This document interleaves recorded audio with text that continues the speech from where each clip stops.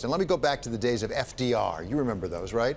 And remember the song that was so popular? Not that old. They used to sing that song, "Happy Days Are Here Again." So at what point, when it comes to the U.S. labor force, do we just basically declare victory and retreat? Happy days are here again.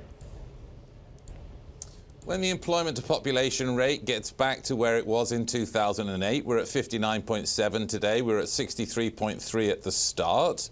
So I think we're a very long way away. I know everyone keeps saying we're at full employment. My guess is if you just do that calculation, it's somewhere between 7 and 9 million jobs below where full employment is. And you can actually look at these results in another way too, which I haven't quite heard, which is that the unemployment rate went up. Unemployment went up by 120,000, and there are two other wage numbers, which is weekly earnings went up 2.3%. But the one I really like to look at is the one for blue-collar workers, production and non-supervisory workers. Their weekly earnings pay growth was 1.9%. So there are some positives here, but you have three wage numbers you can look at. A 2.9, which is the headline, a 2.3 for weekly earnings, because hours haven't risen as much as the hourly wage has, and then this one for the ordinary person, which is at 1.9. So I think we're a long way away from happy days. Look at the employment rate, 59.7 today. It was 63.3 in 08, and that's the reason why the heartland's hurting. This isn't full employment. So Mohammed, it sounds like Danny may be applying for a job in the Trump administration. He's on board with his 25 million new jobs over the next 10 years. Where are you on this question of how many more jobs we need to be creating? So what Danny's saying is important, and combine that with what you've been saying earlier. This is a cyclically robust labor market, but a structurally challenged labor market. And cyclically, we're soft landing to about 150 to 160,000 jobs a month, wage growth about 3%. It looks good cyclically, but structurally, whether you look at the employment to population rate that Danny mentioned, or you look at labor participation, we are still challenged. And that speaks to the need, not just for cyclical stimulus, right, but also for structural measures. Well, Danny, to that point, cyclically robust, structurally challenged. The takeaway then, does the Fed have a role to play here, Danny? Well, obviously the Fed has a role to play. It's going to try to kind of coordinate itself with fiscal policy.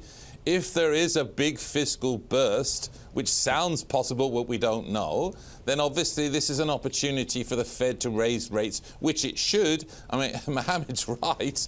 And of course, the reality you'd like would be down the road then when the shock comes, which clearly is coming. We're 9 years into this cycle. Then you'd like rates to be able to be cut. But Mohammed is right.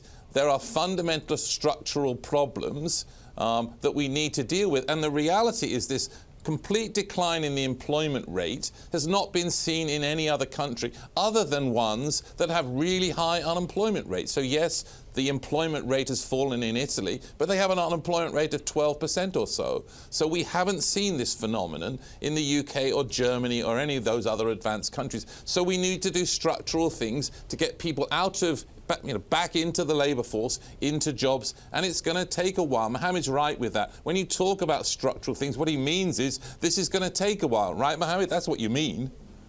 So absolutely. Since Mohammed is right, let's turn back to him here for a second. Obviously, the central bank can't He's always right. Of course, he's always right. He can't fix the structural things through the Fed. But now Donald Trump wants to take a whack at fixing the structural issues.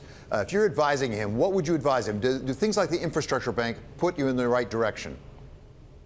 So I think infrastructure, I think tax reform, I think smart deregulation, these are all important, but they need to be complemented by skill acquisition, labor retooling, working on the functioning of the labor market. I think that's really important, the functioning of the labor market. That's how you get to the structural issues. And that speaks to long-term elements. Danny's absolutely right. That's not going to happen overnight, but the signaling that we're moving that way can be important. On the Fed, this is an employment report that will encourage the Fed to hike at least 3 times next year. This is a Fed that's going to move beyond being short-term data dependent and is going to be becoming a little bit more strategic, and particularly so if we get the fiscal stimulus that Danny mentioned.